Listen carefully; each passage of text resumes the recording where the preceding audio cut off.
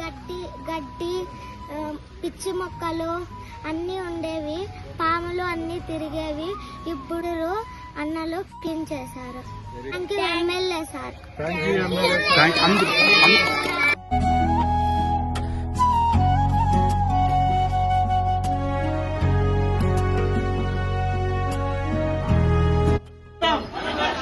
మన హిందూపురం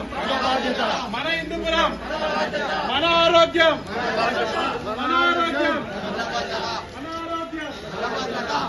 నందమూరి బాలకృష్ణ గారు ప్రత్యేకంగా చూసి హిందూపురంని స్వచ్ఛంగా చేయాలా, హిందూపురం మున్సిపాలిటీని రాష్ట్రంలోనే నంబర్ 1 మున్సిపాలిటీగా చేయాలని ఇది ప్రతిష్టాత్మకంగా చేస్తున్నారు. మన హిందూపురం మన ఆరోగ్యం. స్వర్ణాంధ్ర స్వచ్ఛాంధ్ర ప్లాస్టిక్ కవర్లు వాడొద్దండి. కస్టమర్స్కే చెప్పండి, గోన్ సెంచులు బ్యాగులు వస్తాయి, అది తీసుకురామని. చెత్త ఎక్కడంటే అక్కడ పడేయద్దండి. రోజు 2 రోజులకు ఒకసారి చెత్త వస్తుంది, ఆ చెత్త దాంట్లోకి వేయండి. కాబట్టి మనం ప్లాస్టిక్ దూరం పెట్టి చెట్లను ఎక్కువ పెట్టుతాము.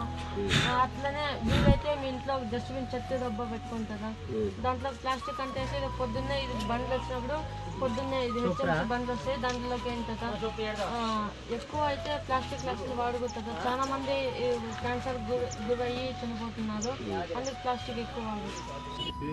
చెత్త చెదారం ఇండ్ల ముందర పెట్టుకోకూడదు. మన ఆరోగ్యం మన చేతుల్లోనే ఉంటుంది. కాబట్టి మీరు కూడా నీట్గా పెట్టుకోండి చెత్త లేకుండా.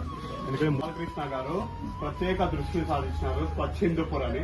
అందులో భాగంగా ఈ రోజు 21వ వార్డు మోతుపల్లికి వచ్చినాము.